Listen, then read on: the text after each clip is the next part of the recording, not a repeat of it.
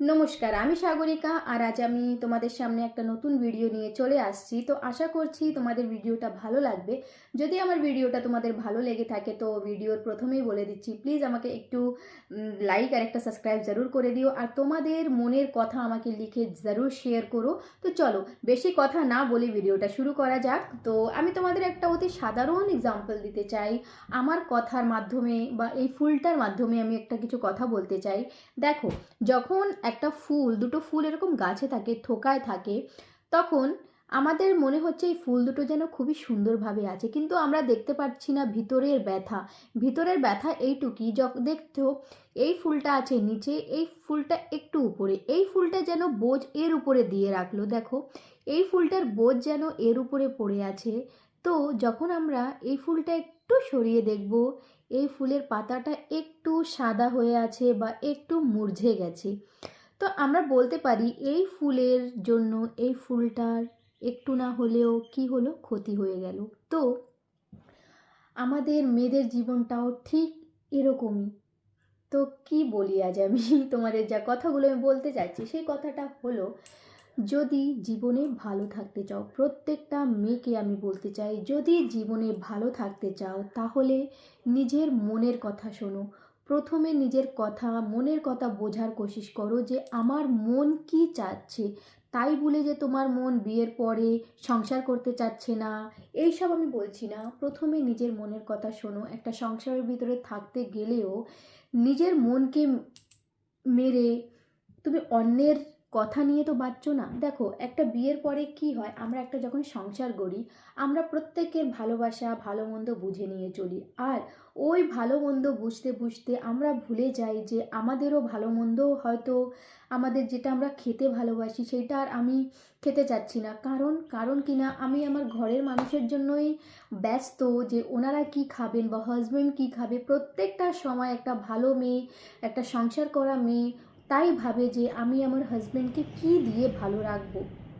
তো সে সেই মেয়েটা তখন ভুলে যায় যে আমার কি পছন্দ বা আমি কি খাবো।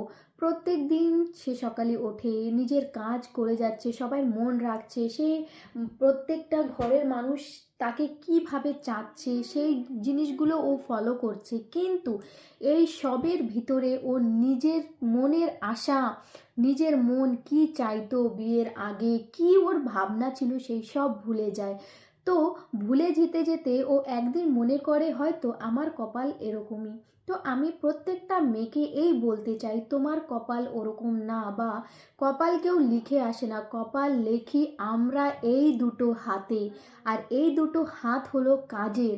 আমরা কিভাবে মানুষের সাহায্য করছি আর ওরা আমাদের কিভাবে সাহায্য করছে, বা আমরা যার জন্য করছি সে আমাদের সিরিয়াস নিচ্ছে, আমাদের টেক কেয়ার করছে কি না, আমার কি ভালো লাগে, আমার কি খারাপ লাগে সেইগুলোর ধ্যান রাখছে কি না। তো এইভাবেই লেখা হয় কপাল।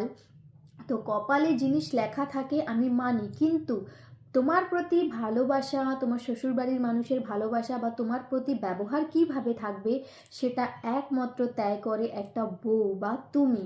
তো আমি এই বলবো, জীবনে কখনো এটা ভুলে যেও না যে তুমিও একটা মানুষ। প্রত্যেকটা মেয়ের এটা মনে রাখতে হয় বিয়ের আগে বা বিয়ে করে গিয়ে, যে আমি একটা মেয়ে, আমি একটা মানুষ, আমার আছে ভালোবাসা, আমার আছে কিছু আশা, আমারও কিছু আছে অভিমান। সেই সব জিনিসগুলো ভুলে যেই মেয়েগুলো সংসার প্রত্যেক দিন করে যাচ্ছে সেরা কিন্তু একসময়ের পরে যন্ত্রণা ছাড়া আর কিছুই পায় না, খারাপ ব্যবহার ছাড়া কিছুই পায় না। দেখবে শ্বশুরবাড়ি তুমি ততদিনই ভালো থাকবে যতদিন তুমি ছেলের কথা শুনছো আর এবং তাদের কথা, শ্বশুরবাড়ির মানুষের কথা মেনে চলছো। কারণ কি না, এটা তোমারই দোষ। তুমি গিয়ে তুমি তাদের কথা শুনেছো, তাদের কথা অমান্য করনি, কিন্তু এক সময় পর তোমার মনে হবে যে আমি যা চাই সেগুলো হচ্ছে না। তারপরে তোমার ফিল হবে তাহলে আমি ওদের জন্য কেন করব। তো তখনই শুরু হয় তোমার প্রতি ওদের খারাপ ব্যবহার করা। আমি বলছি, প্রত্যেকটা মেয়ের বিয়ের পর ভুলে যেতে হয় না যে আমি কি করতে চাই বা আমার কি আশা। যেই মেয়েগুলো ভুলে যায় তাদের সাথেই শুধু সেই অত্যাচারগুলো হয়। আর কেনই বা হবে না, আমি তো বলবো শুধুমাত্র মেয়ের ভুল। মেয়ে যখন বিয়ে করে যায় তাকে বুঝিয়ে দিতে হয় যে আমারও কিছু আশা আছে, আমি একটা ছোট কথাই বলবো ড্রেস আপ নিয়ে। অনেক মেয়েরা ভাবে যে আমার শ্বশুরবাড়ির মানুষরা এই জিনিসটা পছন্দ করে না, আমি পরবো না। একসময় পরে তুমি হয়তো পরতে বিয়ের আগে, কিন্তু তুমি ভেবে রেখেছো যে আমি আমার শ্বশুরের পছন্দ না বা আমার শাশুড়ি মার পছন্দ না, আমি ড্রেসগুলো পরবো না। তুমি এত বড় ত্যাগ করে দিলে, কিন্তু ওনারা কি ভাববেন, হয়তো বৌমা পরেই না, হয়তো বৌমার পরতেই ইচ্ছা করে না। তো এটাই সবথেকে বড় ভুল মেয়েদের শুরু হয় ছোট ছোট জিনিস নিয়ে। সেই ছোট ছোট জিনিসগুলো আমরা করি, আর এক সময় পর মনে হয় যে আমাদের করা উচিত নয়। তখনই শুরু হয় ঝগড়া, লড়াই, অভিমান, রাগ। তো আমি বলবো, একটা মেয়ে বিয়ের আগে যা করেছো, তুমি এটা ভুলে যেও না বিয়ের পরে যে তোমার শুধু ঘর চেঞ্জ হবে, তুমি চেঞ্জ হবে না। তো প্রত্যেকটা মেয়েকে আমি তাই বলবো, বিয়ের পরে নিজের অভিমান, নিজের শখ আহ্লাদ ভুলে যেও না। তুমি যদি তোমার শখ আহ্লাদ ভুলে তাদের সেবায় লেগে থাকো, এক সময় পরে যখন তোমার মনে হবে তারা তোমার রাগ অভিমানের দাম দিচ্ছে না, তখন তুমি তোমার নিজের মনের মতন করতে চাইবে। তখন শুরু হবে, তাদের মনে হবে যে এখন যেন বউ ওসব করতে চাচ্ছে, আগে কেন করেনি, তাহলে এখন কেন করছে। তো আমি এটাই বলি, ওদের ফিল হবে যে আগে করেনি, এখন কেন করছে, কিন্তু ওরা কখনোই জানবে না এইসব ত্যাগ ছিল ওনাদের জন্য। ওরা কখনোই বিশ্বাস করবে না যে এই ত্যাগগুলো তাদের জন্য ছিল, তাদের সম্মানের জন্য ছিল। তারা কিন্তু তোমার তোমার উপরে আঙুল তুলবেই যে কেন এখন হচ্ছে, আগে হয়নি। তো আমি প্রত্যেকটা মেয়েকে এই বলতে চাচ্ছি যে যদি নিজের মতন বাঁচতে চাও তাহলে ত্যাগ করো না।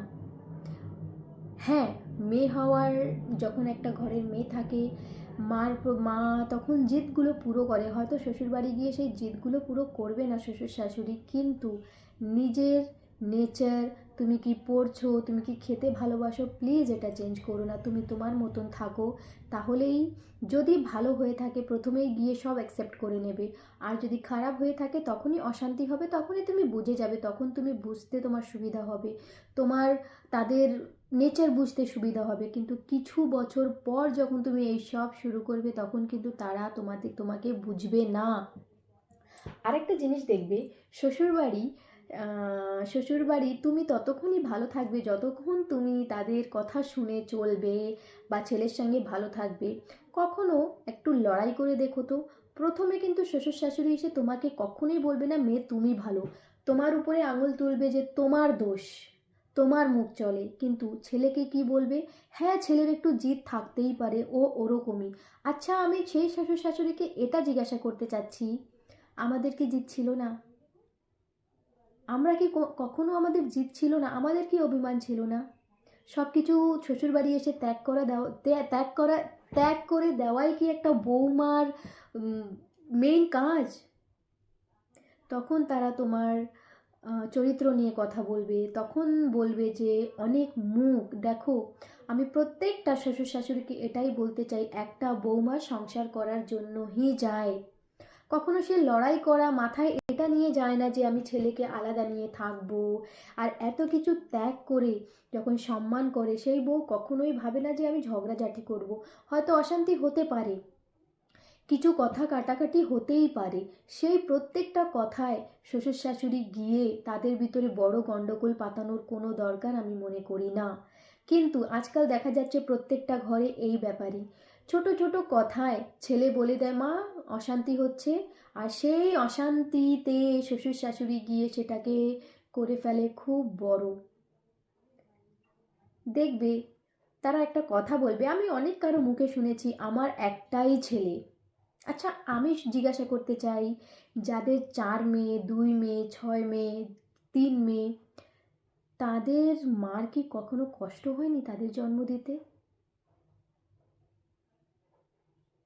তখন শাশুড়িরা, সত্যি বলবো, ওদের কাছে কোনো জবাব থাকে না। কারণ শাশুড়িরা ভাবে ওনাদেরই একটাই ছেলে বা দুটোই ছেলে।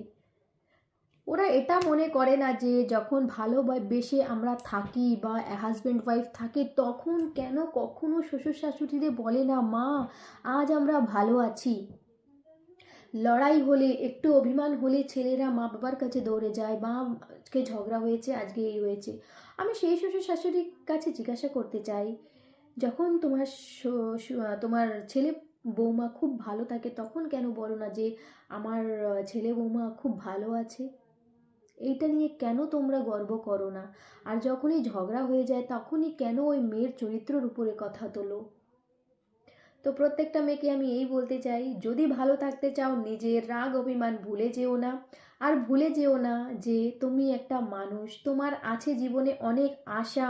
তুমি একটা সংসার করছো শুধুমাত্র তাদের জন্য নয়, তুমি সংসার শুরু করেছো তোমার জন্য, তোমার তোমার ভালো মন্দর জন্য। আর আমি এটাই বলতে চাই, একটা হাজবেন্ড রুমের ভিতরে বউকে ভালো রাখা ভালোবাসা খুবই সহজ, কিন্তু সেই সম্মান অধিকার আর পাঁচটা লোকের সামনে যে স্বামীরা দেয় না, ছোট করে, সেই স্বামী রুমে ভালোবাসলো না বাসলো কোনো মাইনে থাকে না। তো ম্যাক্সিমাম দেখা যাচ্ছে অনেক স্বামীরা আছে বউকে খুবই ভালোবাসে, আর সেই সমস্ত শাশুড়িটা খুবই রাগ হয় যে ছেলেকে হয়তো কিছু জাদু করে দিয়েছে, কিছু কালা জাদু করে দিয়েছে। তো যখন একটা ছেলে বৌমাকে ভালোবাসে তখন কালা জাদু করে দেয় বৌমা। আর যখন তাদের ভিতরে হয় ঝামেলা, তখন হয় মেয়ে ভালো না, হয়তো মেয়ের খুব মুখ, হয়তো মেয়ের চরিত্র ভালো না। তো কিছুও হোক, একটা ভালো বউয়ের উপরেই কথা ওঠে, কখনোই ঘরের ছেলের উপরে কথা তুলবে না। কারণ কি না, শাশুড়ি মার ওটা নিজের ছেলে, আর তুমি আসা একটা পরের মেয়ে, যতই হোক তোমাকেই বুঝাবে। দেখো, একটা মেয়ে বিয়ের পরে কিন্তু কোনোদিন এই মুখ ঝগড়াঝাটি নিয়ে যায় না। ব্যবহার, শ্বশুরবাড়ির ব্যবহার, স্বামীর ব্যবহার নিয়ে শুরু হয় ওর মুখ ঝগড়াঝাটি। সে তো কোনোদিন, একটা ভালো মেয়ে কোনোদিন আমার মনে হয় না প্রপার্টি বা পয়সা কড়ি বা ড্রেস কেনা নিয়ে লড়াই করে। সে শুধুমাত্র লড়াই করে, প্লিজ আমাকে একটু বোঝো, আমাকে একটু বোঝার কোশিশ করো। আর সে চায় না কখনোই শ্বশুরবাড়ির প্রত্যেকটা মানুষ তাকে বুঝুক। সে লড়াই ঝগড়া রাগ অভিমান এর জন্যই করে, আমি একটা মেয়ে হয়ে বুঝতে পারি, এর জন্যই করে। স্বামীকে বুঝাতে চায়, প্লিজ আমাকে একটু রেসপেক্ট করো, আমাকে একটু কেয়ার করো। তো যে স্বামী এটা বোঝে না, সেই মেয়ের কখনোই হয় না সুখ। আর যেই স্বামী এই জিনিসটা বুঝে যায়, সেই মেয়ের থেকে সুখী আর এই জীবনে কেউ আছে তা আমি মনে করি না। সে সব থেকে বড় সুখী মানুষ। তো যেই স্বামীগুলো বউকে খুব ভালো মতন রাখে, তার জন্য একটা লাইন আমি লিখেছি, তো আমি পড়তে চাই তোমাদের সামনে। সুখে দুঃখে থেকো তুমি আমার পাশে, পৃথিবীর সব আনন্দ যেন তোমাকেই ভালোবাসে।